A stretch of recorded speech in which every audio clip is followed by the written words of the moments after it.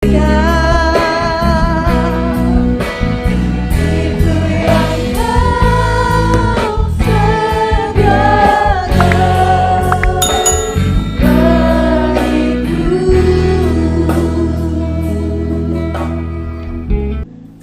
kami akan bersama-sama belajar untuk merenungkan kebenaran firman Tuhan. Biarlah Tuhan sendiri yang boleh bersabda bagi kami semua, sehingga kami boleh diberkati melalui firman Tuhan yang akan kami sama-sama pelajari. Kami serahkan untuk waktu dan jam untuk pemberitaan firman Tuhan pada sore hari ini ke dalam pimpinan-Mu.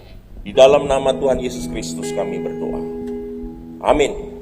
Hai Theophilus, dalam bukuku yang pertama, aku menulis tentang segala sesuatu yang dikerjakan dan diajarkan Yesus. Ayat kedua, sampai pada hari ia terangkat, sebelum itu ia telah memberi perintahnya oleh Roh Kudus kepada rasul-rasul yang dipilihnya. Kepada mereka ia menunjukkan dirinya setelah penderitaannya selesai, dan dengan banyak tanda ia membuktikan bahwa ia hidup. Sebab selama 40 hari ia berulang-ulang menampakkan diri dan berbicara kepada mereka tentang kerajaan Allah. Puji nama Tuhan. Saudara yang dikasihi Tuhan, saya yakin semua kita yang ada di dalam ruangan ini punya ayah dan ibu. Andai kata ayah kita atau ibu kita dia akan meninggal, ya, dan kita akan berpisah. Tentunya kita akan memperhatikan apa yang menjadi perkataan pesan terakhir atau wasiat yang harus kita lakukan dan kerjakan sebagai anak dari orang tua yang kita kasihi.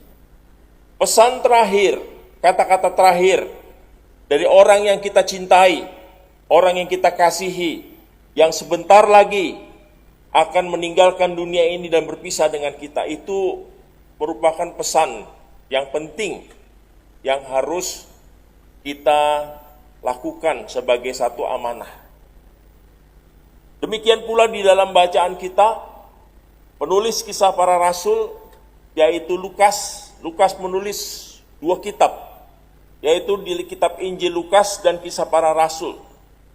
Lukas menceritakan saat-saat terakhir ketika Tuhan Yesus akan berpisah dengan murid-muridnya.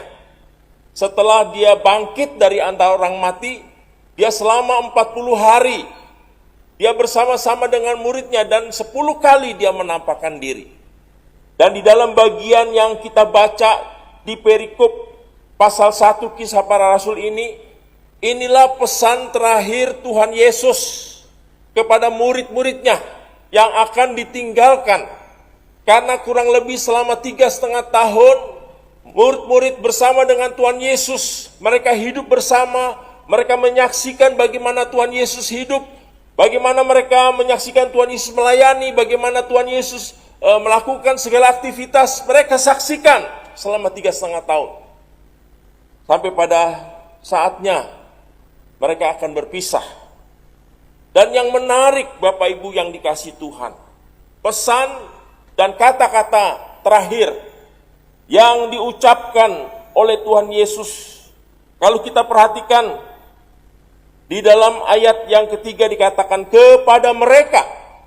Kepada mereka itu siapa? Kepada murid-muridnya. Iya, Tuhan Yesus, ya. Dikatakan di ayat yang ketiga, kepada mereka murid-muridnya, iya Tuhan Yesus menunjukkan dirinya. Ya. Dikatakan di sini setelah penderitaannya selesai dan dengan banyak tanda ia membuktikan bahwa ia hidup. Sebab selama 40 hari ia berulang-ulang menampakkan diri dan berbicara tentang satu hal, yaitu dia berbicara di sini tentang kerajaan Allah. Jadi pesan Tuhan Yesus yang terakhir kepada murid-muridnya, yaitu bagaimana murid-murid memahami tentang kerajaan Allah. Ini menarik, Bapak Ibu yang dikasih Tuhan. Ada 3 pengertian tentang kerajaan Allah yang dipahami oleh para ahli atau teolog, saudara. Ada 3. Yang pertama, kerajaan Allah diartikan sebagai gereja. Ya, kerajaan Allah diartikan sebagai gereja atau organisasi. Kalau kita memahami ya kerajaan Allah sebagai gereja dan organisasi, maka kecenderungan kita hanya berpikir bagaimana pelayanan kita hanya sekedar membesarkan gereja. Pelayanan kita hanya membuat ya gereja kita menjadi gereja yang sekarang lagi booming, yaitu mega church, gereja yang besar, membangun gedung yang besar, membangun gereja yang mewah. Apakah itu yang dimaksud dengan kerajaan Allah? Saya tidak menyalahkan orang punya gereja yang besar. Saya tidak menyalahkan orang membangun gereja yang begitu sangat mewah. Saya tidak menyalahkan. Ya, itu wajar. Tetapi kalau pemahaman kita tentang kerajaan Allah sebatas gedung, sebatas organisasi, maka aktivitas kita, pemahaman kita hanya berkutak-kutak sekitar organisasi saja. Ini tidak salah, saudara, tapi belum lengkap.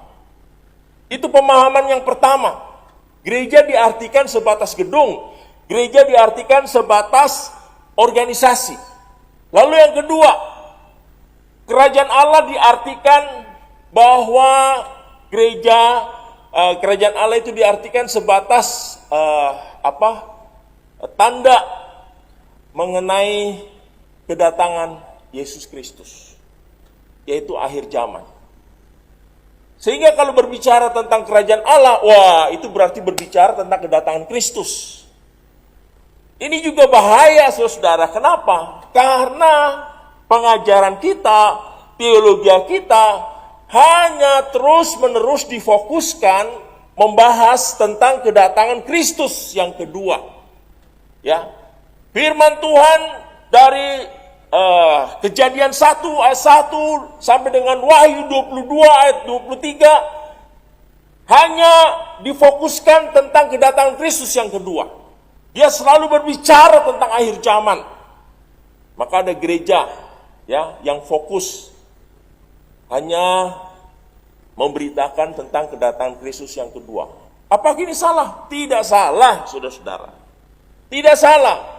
Kalau kerajaan Allah disamakan dengan kedatangan Kristus yang kedua, tidak salah.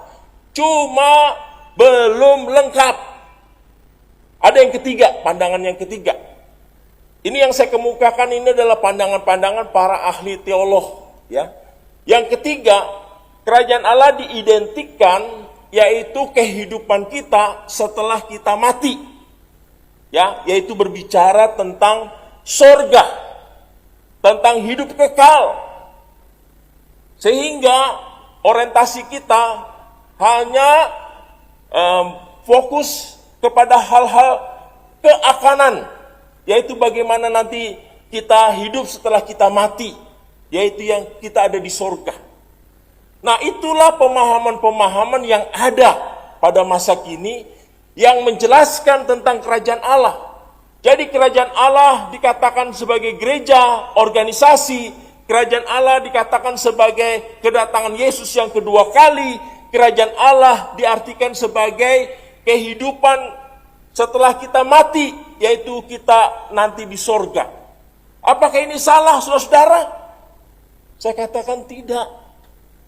Semuanya itu mengandung kebenaran, tetapi akan menjadi salah dan sesat kalau kita memaksakan orang untuk mengikuti pemahaman kita, ya, bahwa kerajaan Allah itu hanya sebatas gereja, organisasi. Kerajaan Allah itu hanya sebatas kedatangan Kristus yang kedua kali. Kerajaan Allah itu hanya sebatas kehidupan di sorga nanti. Kalau kita memaksakan orang ikut pemahaman kita, kalau tidak sama, Anda salah, itu baru kita salah besar. Oleh sebab itu, mari kita memahami dengan benar apa yang dimaksudkan Tuhan Yesus tentang kerajaan Allah. Supaya kita punya pemahaman yang sehat, supaya kita punya pemahaman yang benar-benar sesuai dengan apa yang Tuhan maksudkan, saudara yang dikasihi Tuhan. Yang menarik sekali dalam ungkapan ayat yang ketiga, kata kerajaan Allah di sini, itu kalau di dalam pengertian bahasa Yunaninya, saudara-saudara, itu menggunakan istilah kata kerajaan itu yaitu basileia. Ya. Lalu Allah itu menggunakan kata theos. Tetapi antara basileia dan theo ada kata sandang di tengah-tengahnya, yaitu tu, yang menunjukkan kalau dalam bahasa Yunani kata sandang ini tu itu menunjukkan milik. Ya. Jadi dalam bahasa aslinya kata kerajaan Allah di sini itu mengandung pengertian basileia tu theo. Ya. Apa yang dimiliki oleh Tuhan? Tu theo apa yang dimiliki oleh Tuhan? Ya tadi benar yang dikatakan oleh para ahli bahwa kerajaan Allah itu berkaitan dengan gerejanya. Bahwa kerajaan itu berkaitan dengan kedatangan Yesus yang kedua kali. Bahwa kerajaan Allah itu berkaitan dengan kehidupan kekal di sorga. Itu betul, saudara. Tetapi bukan hanya satu saja, tetapi keseluruhan dari pemahaman ini ditambah dengan hal-hal lain. Ya. Apa yang dimiliki oleh Allah? Yang dimiliki oleh Allah kalau kita berbicara tentang doktrin Allah, kita berbicara tentang hakikat Allah, yaitu Allah itu kasih adanya. Allah itu kasih adanya. Jadi kalau kita mau sederhanakan, yang dimaksud oleh Tuhan Yesus tentang kerajaan Allah atau basileia tu theo ini, yaitu berbicara tentang satu hal saja, saudara. Yaitu apa? Kabar baik. Disingkat, kabar baik, yaitu Injil. Jadi Tuhan Yesus berkali-kali menampakkan kepada murid selama 10 kali yang dia hanya dibicarakan cuma satu, yaitu kabar baik. Di dalam kabar baik itu ada hidup kekal. Di dalam kabar baik itu ada pengampunan. Di dalam kabar baik itu ada kedatangan Kristus yang kedua kali. Di dalam kabar baik itu ada gereja. Di dalam kabar baik itu ada anugerah kasih karunia. Disingkat kabar baik. Nah, oleh sebab itu saudara, ini penting. Kalau kita berbicara tentang kerajaan Allah, maka ini maksud oleh Tuhan Yesus ini, yaitu kabar baik. Dan ketika Tuhan Yesus naik ke surga, pesan itu dinyatakan kepada murid-muridnya.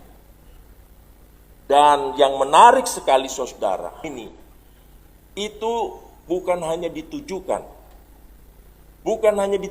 kepada murid-murid yang hidup 2000 tahun yang lalu bersama-sama dengan Tuhan Yesus.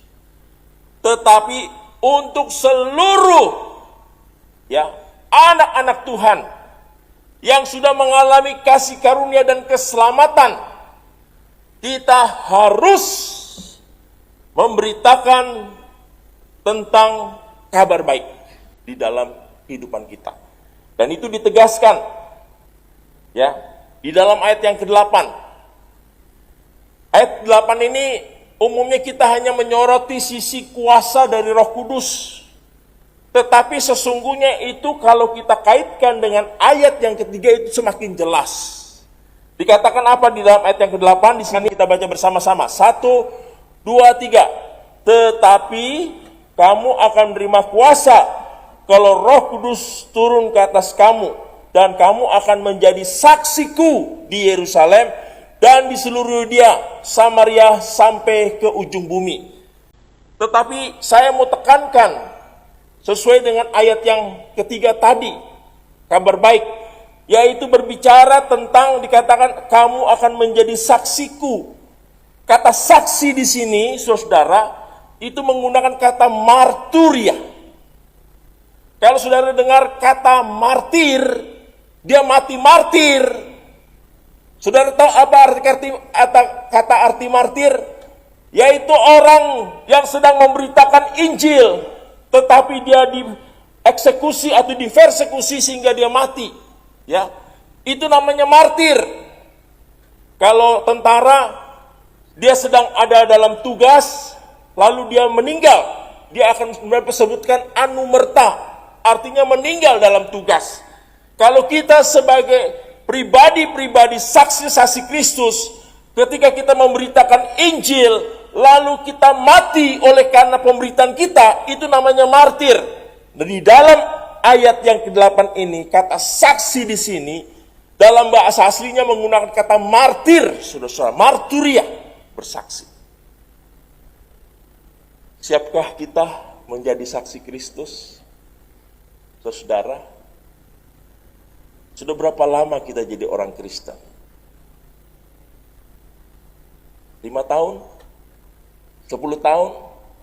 15 tahun? 20 tahun? 5 tahun yang lalu kita di gereja buat apa? Duduk saja? Dengar firman Tuhan, lalu pulang? Lalu 10 tahun kita jadi orang Kristen, masih tetap duduk saja? Dengar firman Tuhan, setelah 15 tahun, kita duduk saja, dengar firman Tuhan, lalu pulang. Itu belum menjadi martir, belum menjadi marturia, saudara-saudara. Ya, seharusnya setelah 5 tahun, kita tidak cukup duduk saja di bangku gereja, tetapi kita harus ambil bagian untuk menjadi saksi Kristus. Ya, menjadi saksi Kristus. Karena itu yang menjadi kehendak dan perintah Tuhan sebagai pesan terakhir sebelum dia naik ke surga. Jadi kalau kita memberitakan Injil, kalau kita bersaksi, itu bukan kemauan pendeta, itu bukan kemauan hamba Tuhan, itu bukan kemauan gereja, tetapi itu oleh karena kemauan Tuhan untuk kita lakukan di dalam kehidupan kita. Sehingga kalau saudara tidak pergi memberitakan Injil, kalau saudara tidak menjadi saksi Kristus, Tuhan bisa pakai orang yang lain. Tuhan tidak akan pernah kekurangan orang, saudara-saudara. Nah, oleh sebab itu kata saksi di sini itu merupakan satu keharusan, satu kewajiban bagi setiap orang percaya yang sudah mengalami kasih karunia Tuhan. Jadi bukan masalah suka atau tidak suka, tetapi ini adalah perintah Tuhan. Sama seperti Tuhan mengatakan di dalam Matius 22 ayat 37 sampai 40, ya. Kasihlah Tuhan Allahmu dengan segenap hatimu, dengan segenap jiwamu, dengan segenap akal budimu. Itulah hukum yang utama dan terutama. Dan hukum yang kedua yang sama dengan itu, ya, kasih manusia seperti dirimu sendiri. Itu adalah perintah Tuhan kepada kita. Kalau kita ini adalah umatnya, kalau kita ini adalah anak-anaknya, kasih Tuhan. Sama di sini, ketika Tuhan mengatakan, kamu akan menjadi saksiku di Yerusalem. Dalam konteks 2000 tahun yang lalu, Tuhan Yesus berbicara kepada 12 muridnya setelah menyaksikan Yesus naik. Tuhan minta supaya mereka tinggal di Yerusalem untuk berdoa, ya, untuk berdoa di loteng Yerusalem. Makanya gereja-gereja Tuhan setelah kenaikan ada istilah reli doa 10 malam. Oleh sebab itu, saudara yang dikasih Tuhan, ini sangat penting, ya, untuk kita. Kalau kita mau menjadi jemaat yang sehat, gereja yang sehat, anak Tuhan yang sehat, kita harus bersaksi. Kalau kita tidak bersaksi, maka kita tidak akan menjadi anak Tuhan yang sehat. karena kita tidak berfungsi sebagaimana seharusnya yang Tuhan inginkan dan harapkan. Hal yang ketiga, saudara yang dikasihi Tuhan, itu kalau kita perhatikan di ayat yang ke-11. Ini demikian. Dan berkatalah kepada mereka, hai orang-orang Galilea, mengapakah kamu berdiri melihat ke langit? Yesus ini yang terangkat ke sorga. Ya, Yesus ini yang terangkat ke sorga, meninggalkan kamu. Ya, Ia akan datang kembali dengan cara yang sama seperti kamu melihat Dia naik ke sorga. Kata terangkat di sini itu menggunakan kata parusia, saudara. Ya, terangkat, parusia.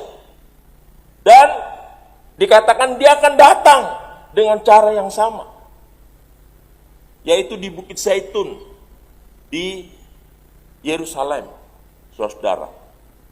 Nah, ini satu penekanan kepada kita bahwa Yesus yang naik ke surga, yang kemarin pada tanggal 13 hari Kamis kita rayakan, ya, kenaikannya, itu Dia akan datang kembali untuk Dia menjemput kita. Nah, lalu apa yang bisa kita ambil dari pelajaran yang kita dapat? Yang pertama, pesan terakhir Tuhan Yesus berbicara tentang kerajaan Allah. Apa itu kerajaan Allah? Kerajaan Allah itu adalah kabar baik. Yang kedua, Tuhan menghendaki kita supaya kita menjadi marturia, menjadi saksinya. Ya, menjadi saksinya. Itu yang kedua. Yang ketiga, Yesus menggenapi apa yang dikatakan oleh nabi-nabi, bahwa Dia akan terangkat ke surga, tetapi Dia akan datang kembali. Dan yang ketiga ini, itu belum digenapi. Kapan? Saya tidak tahu. Banyak orang meramalkan, memprediksi ramalan-ramalan tentang kedatangan Kristus. Hati-hati, saudara. Karena tidak ada satupun orang yang tahu kapan Yesus akan datang. Yesus tidak berbicara tentang when, tapi Dia berbicara tentang inilah tanda-tandanya. Jadi kalau ada hamba Tuhan yang merilis, menubuatkan tentang kedatangan Kristus, bahwa Kristus akan datang tahun sekian, jam sekian, saudara cepat-cepat tinggalkan hamba Tuhan itu. Karena dipastikan dia sesat. Kenapa? Tuhan Yesus memperingatkan kita. Tidak ada seorang pun yang tahu, anak pun tidak. Jadi kalau saudara lihat ada hamba Tuhan yang merilis nubuatan mengenai kedatangan Kristus, saudara cepat-cepat keluar dari gereja itu. Karena dipastikan itu sesat. Tuhan tidak akan membuka kapan Dia datang. Sekalipun sudah banyak orang mendapatkan penglihatan, sekalipun sudah orang banyak bernubuat, tapi Tuhan tidak pernah berbicara kapan dan waktunya. Untuk itu saudara, yang Tuhan minta bagi kita sebagai saksi-saksi Kristus yang harus memberitakan kabar baik, yaitu supaya kita berjaga-jaga. Apakah kita sudah siap dan berjaga-jaga? Saudara sendiri yang tahu. Jangan seperti ya yang saya sebutkan tadi. 5 tahun tetap duduk di kursi bangku gereja, 10 tahun tetap duduk di kursi bangku gereja, 15 tahun tetap duduk di kursi gereja, dan tidak pernah berbuat apa-apa untuk kita menjadi saksi Tuhan. Saudara, saya mau mengakhiri firman Tuhan ini dengan satu cerita yang saya kira sebagian dari saudara-saudara sudah pernah mendengar. Ya, saudara ingat Yohanes 14 ayat 1-2. Janganlah gelisah hatimu, percayalah kepada Allah, percaya juga kepadaku. Di rumah Bapakku banyak tempat tinggal. Jikalau tidak demikian, tentu aku mengatakannya kepadamu, sebab aku pergi ke situ untuk menyediakan tempat bagimu. Di rumah Bapakku banyak kapling, banyak tempat tinggal. Tinggal bagaimana kita membangunnya. Ada satu cerita, Bapak Ibu yang dikasih Tuhan. Bukan antara orang kaya ya yang ada di pangkuan Abraham, bukan. Ini berbicara tentang seorang bos dengan supirnya. Bos ini sangat kaya raya sekali. Rumahnya saja banyak ya di daerah-daerah mewah, di Pondok Indah, di Pantai Indah Kapuk, ya, bahkan punya properti di Australia, di Singapura, di mana-mana. Karena uangnya banyak, dia bingung, dia beli properti. Tapi dia punya seorang sopir yang setia dan takut akan Tuhan. Dia sederhana. Satu ketika bosnya ini ya dipanggil Tuhan lebih dulu karena serangan jantung. Ya. Waktu dia ada di dunia sana, dia bersama dengan malaikat, dia berkeliling ke tempat yang disebutkan oleh Tuhan Yesus ini. Di rumah Bapakku banyak tempat tinggal. Lalu bos itu melihat di sana begitu banyak perumahan yang mewah, yang setengah mewah, sampai yang RSSS. Rumah sangat sempit sekali. Ya. Lalu bos itu bertanya, itu rumah siapa Pak? Oh, rumah si A. Lalu dia tertarik karena di tengah-tengah tempat yang indah, ya, ada satu bangunan yang megah, yang mewah. Ditanya, itu pasti punya saya, malaikat. Kata, siapa punya kamu? Bukan, punya siapa Pak? Itu punya supir kamu. Wah, masa Pak, supir saya punya rumah semegah itu? Bagaimana mungkin Pak, dia punya rumah semegah itu? Malaikat menjawab, waktu dia hidup, setiap hari dia menjadi saksiku. Dia mengirim material. Material dia kirim setiap hari. Untuk kami bisa membangun rumah yang megah seperti sekarang ini. Setiap hari dia menjadi saksiku. Dia bangun, dia kirim material. Sedangkan kamu sibuk cari uang. Mau lihat rumah kamu? Iya Pak. Ternyata rumahnya sangat RSSS. Oh, rumah saya kalah dengan supir saya. Tiap hari kamu sibuk cari cien. Kamu tidak sempat kirim material, ya sini yang bisa dibangun. Itu gambaran Bapak Ibu yang dikasih Tuhan. Ya. Selagi kita masih diberi kesempatan, kita gunakan kesempatan kita untuk kita menjadi saksi Tuhan. Untuk itu saudara, rajin-rajinlah seperti supir ini mengirim material supaya nanti di rumah Bapak saudara punya bangunan yang indah. Oleh karena selama saudara hidup, saudara gunakan waktu dengan baik. Jangan seperti orang kaya ini, waktunya habis dengan urusan-urusan dunia. Ingat, Tuhan hanya minta supaya kita berjaga-jaga. Dan sebagai tanda kita berjaga-jaga, yaitu kita terus boleh menjadi saksi Tuhan. Amin. Bapak Ibu dikasih Tuhan, mau menjadi saksi Tuhan? Mari